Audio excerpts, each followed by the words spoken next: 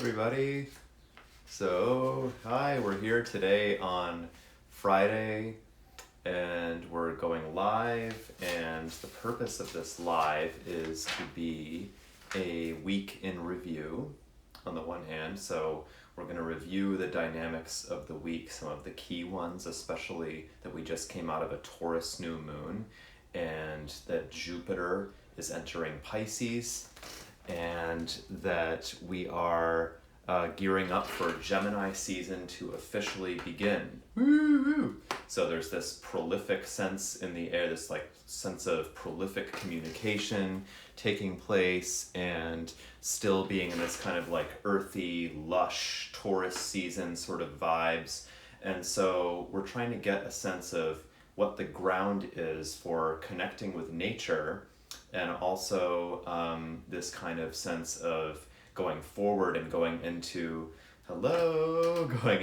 communications, and this sense of like really this real sort of networking, conversational activity, and mental idea weaving and interconnecting and things like that. So to begin with, I want to actually do this kind of poetic invocation and read the horoscope of the world that I wrote for this past week. So this is kind of a week retrospective. If you can think about the energies that you confronted over this past week, and as I'm offering this shadow horoscope, so it goes into the darker sides, the darker energies of the week. If you can think about, okay, how did that image land with me? What part of me was also embodying that image this week? Or how was that, maybe it was not you, maybe it was somebody outside of you. How was that image reflected in another person outside of me that came into my life this week, or that I became aware of this week, right? So, and keeping in mind, again, this was the week of a Taurus new moon, so being really tapped into that earthy, dense, receiving, sensual Taurus nature that's connected to security, and that's connected to plant families, and that's connected to receiving and the interest of going deeper into springtime.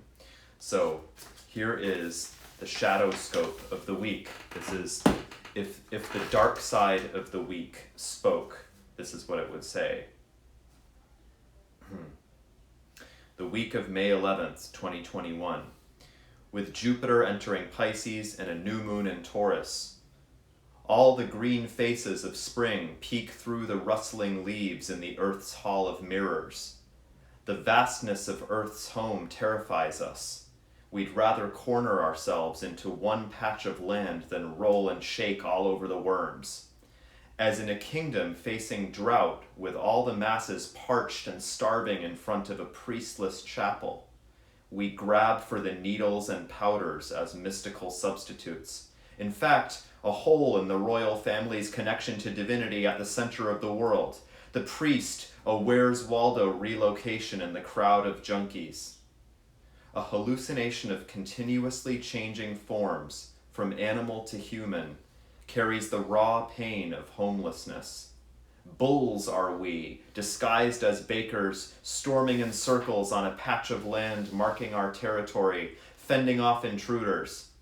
We're desperate for the sedative itself to be home, to call those pastimes and drugs mine.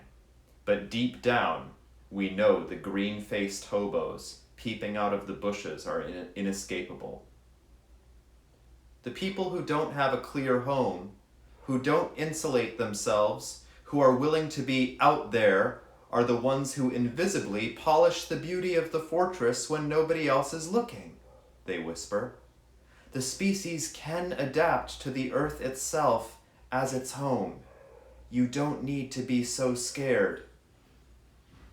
Words from the ground-kissing wanderers, and were turned from hungry ghosts to wild swine to naked cellular aliveness. I feel like I need to shake that one out. Okay, all right. All right, you got the idea. So I want to go into to delve into and probe into that shadow scope, because those horoscopes are contacted. They come from deep in the imagination, and a connection of the imagination to something in the inner worlds. And inner doesn't only mean something inside of us, but something that is not quite in a physical manifestation, but is in some kind of invisible realm that are energies and styles of consciousness working. So the shadow scope images, this was the week of the Taurus new moon, and also the shadow scope for Jupiter, the explorer, entering Pisces, the sign of the dreamer, the sign of the in service to spirit, the sign of the renunciates and the givers. Now, the Taurus new moon brings that animalistic sense of wanting security, and in the shadow scope, there was this image of a drought, a kingdom facing a drought, and a chapel without a priest, right? And so that image of the kingdom facing a drought, it comes from the Greek myth of Jason and the Argonauts. There's a whole kingdom, there's a prophecy, there's a dream that is implanted in Jason, and in the king, in Peleus, that the whole kingdom, the whole land will face a big drought, and they need to go seek the golden fleece in order to make the drought stop. So we're in one of these moments in which there needs to be a vision of something. There needs to be a vision of that golden fleece, and it needs to be sought after with integrity. What is the golden fleece you are pursuing, and who are your compatriots? Who are your Argonauts? Who are your crew? Who are your Argonauts crew going to pursue the golden fleece with you? So there's that. So there needs to be that vision, and that vision needs to be pursued with integrity. And there's also the green-faced hobos in this shadow scope. The green-faced hobos come up, that one of the images of spring and Beltane is the green man, this image of the wild man and, limitless possibilities within nature, and this kind of mysterious, trickstery sort of presence. It's not quite clear whether the wild man is good-willed or not, but this is part of the nature of Taurus. We can't have, per the Taurus new moon, we can't have a naive idea about nature being like a Disney version of nature or something, like very sentimentalized and like, oh, the trees and the butterflies. Yes, that's valid, of course. I'm like that too, of course. But there's also this like wild, primal side of nature. How do we coexist with that? How do we ground ourselves within nature's wild side? And hello, everybody. A bunch of new people just joined. Hello. So there's also this wild side of nature, this primal, feral side that this Taurus new moon is trying to be like, okay, root down, get to that wildness, and those green faces in the shadow scope, the green-faced hobos come up, and you can watch this replay of it. You can hear the shadow scope. So the green-faced hobos pop up. It's like the green man in the spring, right? And that's an energy we see this week, wildness jumping out of the bushes. And we're talking actually about the springtime and about the Taurus new moon. This is kind of a week retrospective in a sense, but it could apply to Pluto as well. So this wild feral side of nature, there's also the bulls, we're bulls, this shadow scope is saying, bulls are we, and comparing us to wild swine, right? The wild swine, the bulls, it's like we're bulls, we're pigs, we're in this hall of mirrors on the earth, shifting from animal to human. What is all this, right? So feeling our sense of animalistic selves over this past week, at what points did you feel that, oh, yeah, I could have been a bull this week, or I could have been wild swine. Like on Wednesday, I had a wild swine moment. I had a moment where I was strict. It's like we can think of the symbolism of pigs and bulls, not just through the lens of our human prejudice, but also through the way that those species work, and how do we build up a pattern where we can communicate with those species in a way that is coexistent and respectful. But think about, in what moment when did you have a moment this week when you associated your behavior with being animalistic, or being solely concerned with your survival, or your comfort, or your territory, or your security? These are these are themes that would have come up in the dark side of the Taurus new moon, right? It is a dark moon after all. So when we're working with shadow scopes, we're really looking at the dark dynamics of the week. So when you think Wednesday, I had a really off day, or Wednesday was a great day, but Tuesday was a really weird day for me, and I don't know why. It's like unexplainable moods, right? Think, okay, did I have a bull moment on Tuesday? Did I have a wild swine moment on Tuesday? So these are just different ways of working with some of these things. After all, working with animals is really interesting, not just in the context of the Taurus moon of this week, but even the term zodiac itself. If you think about your zodiac sign, the term zodiac means wheel of animals. So we do have this tendency to anthropomorphize or to compare ourselves with animals in some key way. Totally happened on Wednesday, right? Yes, agreed. So there's that. So that's in the sense of a retrospective of the week. Now, if we think about the present, where are we today and where are we looking ahead? So Jupiter is entering Pisces. This is very significant because Jupiter is the explorer. Jupiter is the broad-minded, expansive ruler. Jupiter in ourselves, where Jupiter is in your astrological chart, shows what's the condition of this person's inner explorer? What's their explorer like? What's happening to their explorer right now? We have a Jupiter cycle is 12 years. So in other words, Jupiter's entering Pisces now, and then it will be in Pisces, this Pisces process, it will go retrograde into Aquarius again, but it will take another several months to a year, and then Jupiter won't have this Pisces cycle again for another 12 years. So this is a once in every 12-year event, in other words. So think about where you were 12 years ago. That's the last time, roughly, approximately, Jupiter was in Pisces. So there we have it. So 12 years, Jupiter.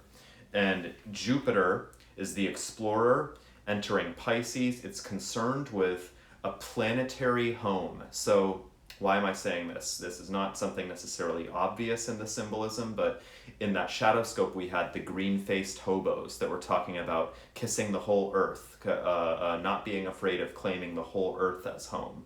That's not unlike the way Jupiter and Pisces would see Earth.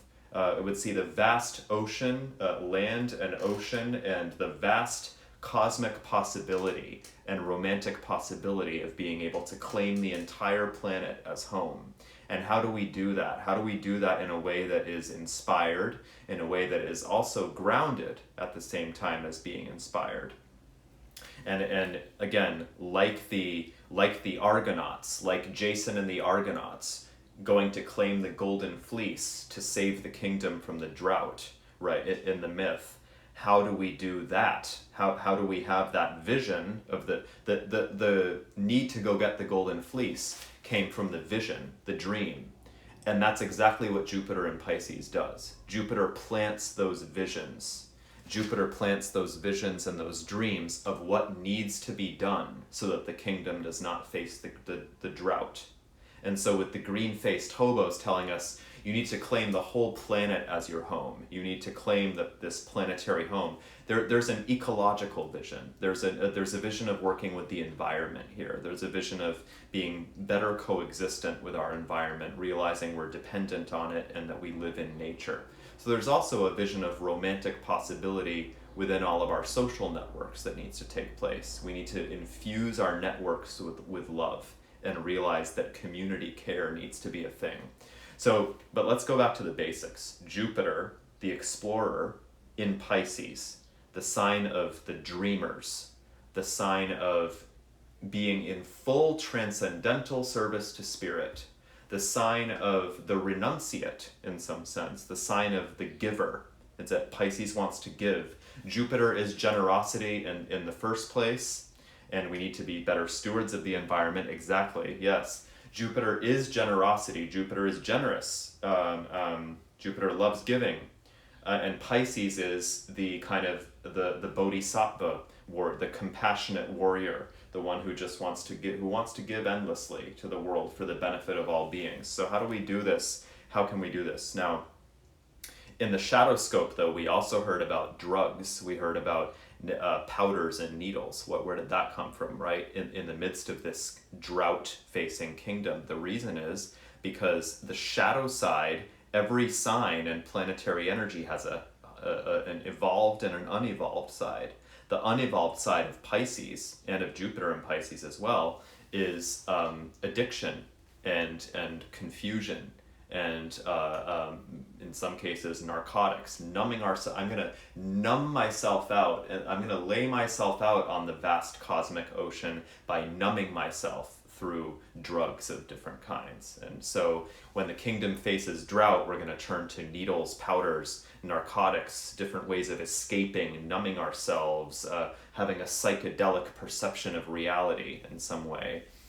And so Jupiter can sometimes take an overly optimistic attitude, or a sort of pie in the sky mentality attitude. So we need to, in that case, become, as with Jason and the Argonauts, we need to get the vision of the golden fleece, and we need to say, okay, that's what's needed. What's needed is to pursue the genius. What's needed is to pursue the vision that's deep in the heart, in order to save the kingdom from the drought that the land is facing.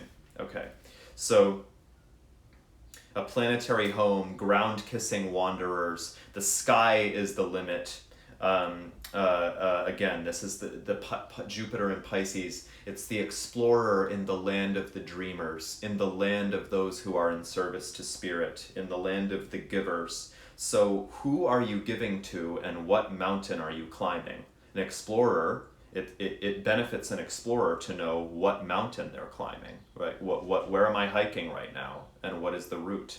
We can change routes, but what is the mountain itself? So it's and in Pisces, it's not limited by material concerns. Pisces is not that interested in materialism, so per se. It's the right brain rules the roost in terms of that. And so in terms of the generosity of Jupiter and Pisces, what are your beliefs about giving, both material and immaterial things? What are your beliefs about giving? Because Jupiter also rules education, which is very responsible for shaping our beliefs. So what do you believe about giving, both material and immaterial things? So we have to expand, because Jupiter is about expansion. We have to expand generously given inspiration. It's like in Pisces, the job of Jupiter is to expand the generous giving of inspiration itself, if you can just feel that as a process, okay, and as an intention. So let's go through some different areas of life where Jupiter in Pisces applies, because this will apply differently for everyone depending on where it's falling in your chart. And I'm always available for your counsel and clarity if you're seeking clarity about where is Jupiter in Pisces affecting my natal chart, because it will hit differently for everyone. So let's go through a few different areas. Okay, Jupiter in Pisces in relationships. How will Jupiter in Pisces affect relationships? Well, some questions to ask yourself would be, how do others inspire me? How am I inspiring others? How do I open up vistas with this person?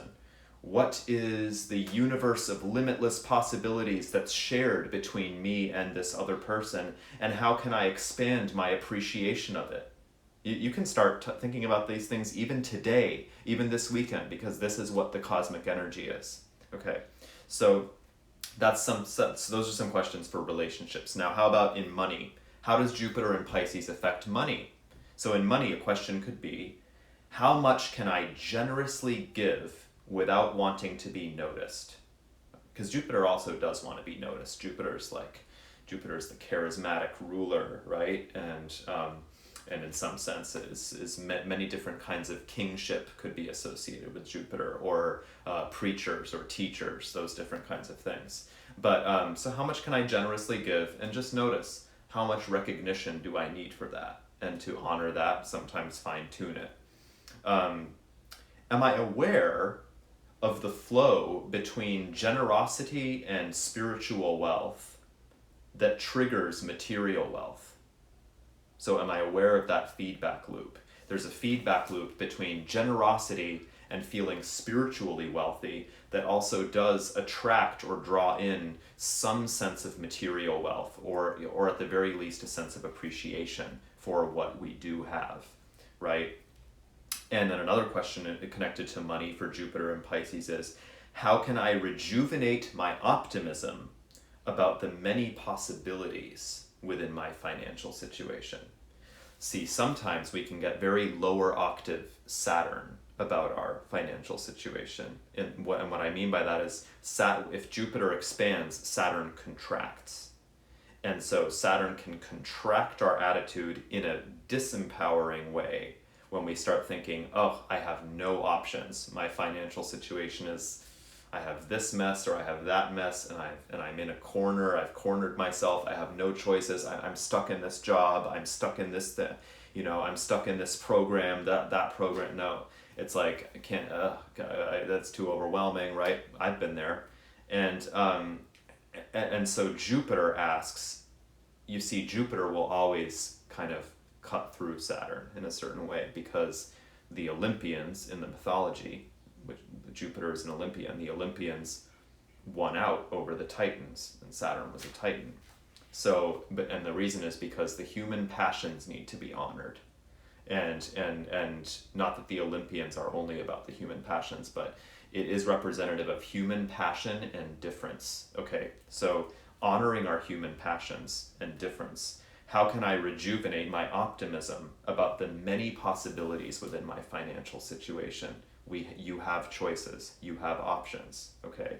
And Jupiter in Pisces wants you to see with sky vision and with oceanic vision that your financial situation actually is available to be opened up, and that it is, there is a lot of space around your situation if you can reframe it for yourself and see it from that perspective. Okay, so that's Jupiter and Pisces in money. Now, how about Jupiter and Pisces in sex? How does Jupiter and Pisces affect sex?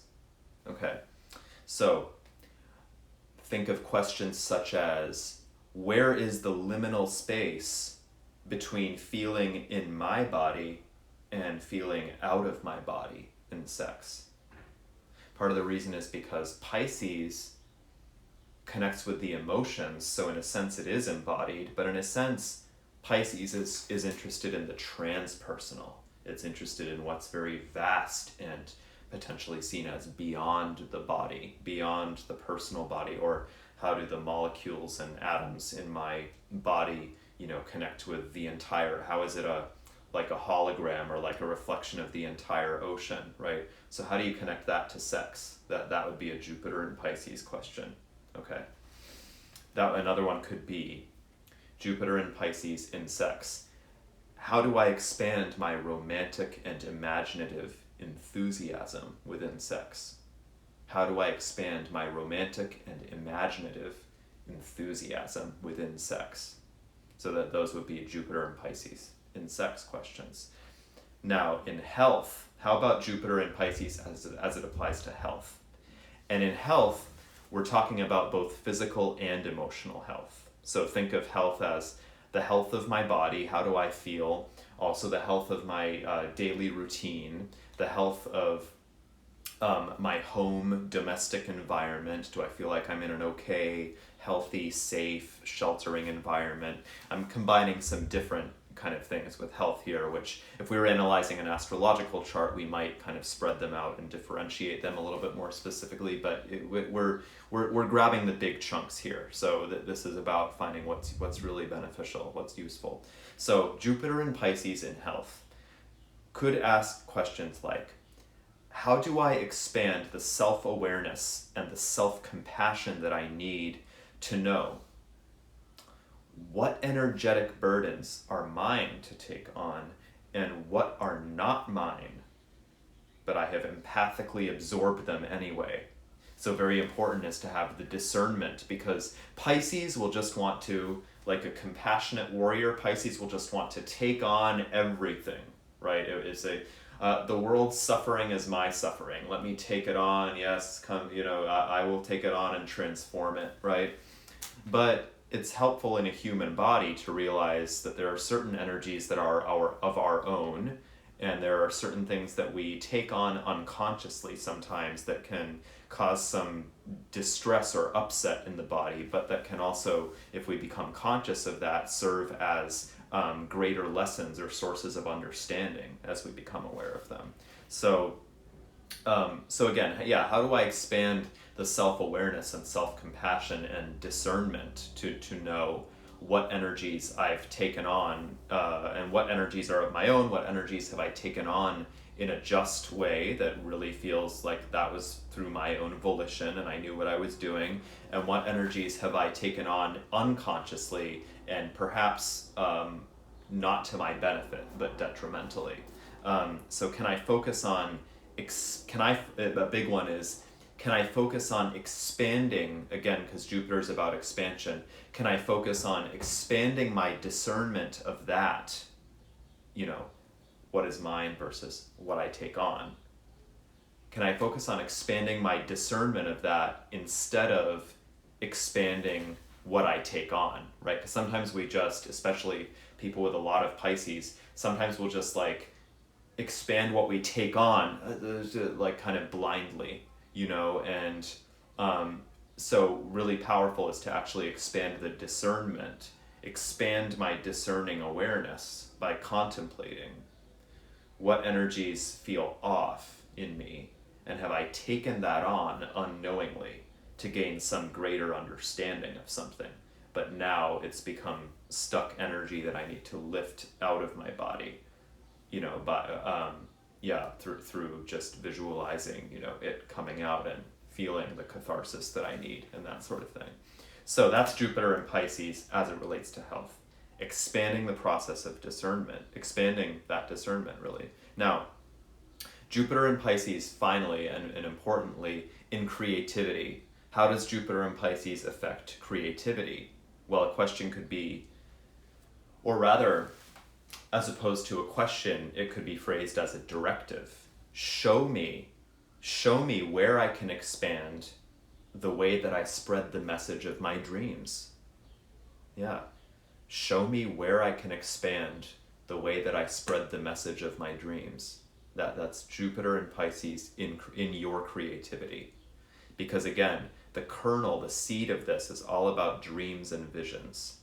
And if we can get that vision to take root, the vision of the golden fleece, helping us go to get the golden fleece that saves the kingdom from the drought, that again was part of the landscape that goes into Jupiter entering Pisces, that having entered Pisces, right?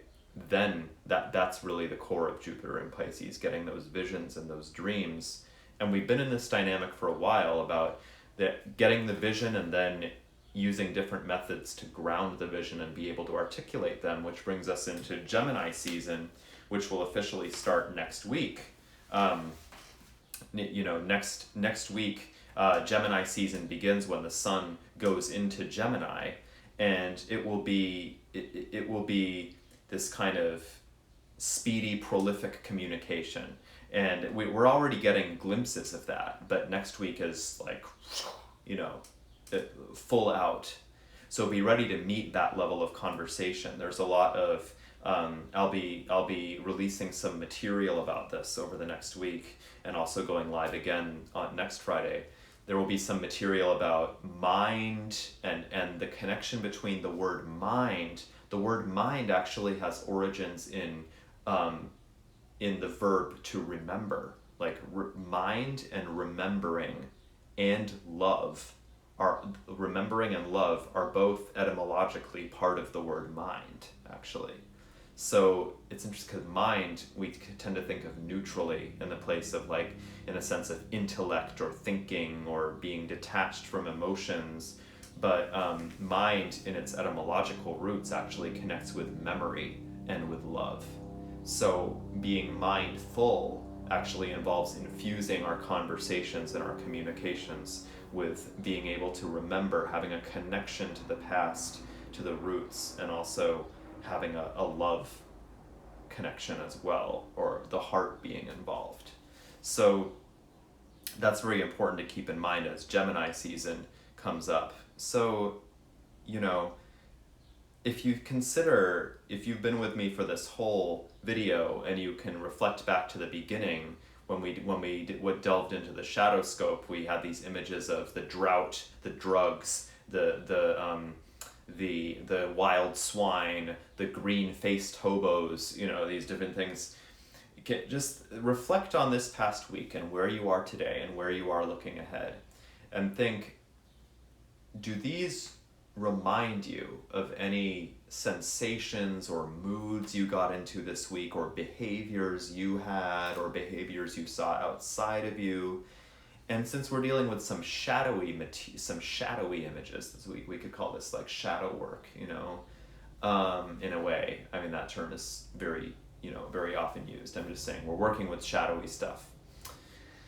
Asking yourself, okay, can I lift those out of my body? See those images in my body, lift them out, and then thank them for visiting me this week, and then just bridge them back to the place they came from. See them, maybe they came from a forest, or they came from a garden, or the underworld, or see if you can bridge them back to the universe, just sending them out to the universe, maybe up to the stars or another galaxy, and then thank them for visiting you. And now you're clear, and feel that newfound cleanliness and clarity in your system, letting that light from your heart shine through your whole system, so that now you can meet the next moment, which is next week. And then next Friday we'll be here again to process all of this that we just not all of this, we'll be here again to process the dynamics of next week. So yeah, the idea of thanking them for visiting is a great, that's something I've been practicing as well, like thanking things for visiting you, because they give you different understanding, they give you different awareness, and sometimes it's painful, but it opens up sometimes perspective and awareness that you didn't expect. So I thank you for joining this, and I will have this video available, and I'll be back next week, and I'm always available for any questions and any points of conversation, or if you're seeking to clarify how these forces are working through your chart and through your life stream right now in terms of timing, I'm always available for a counsel. So thank you, and thank you. I'll see you next time. Yay, have a great weekend.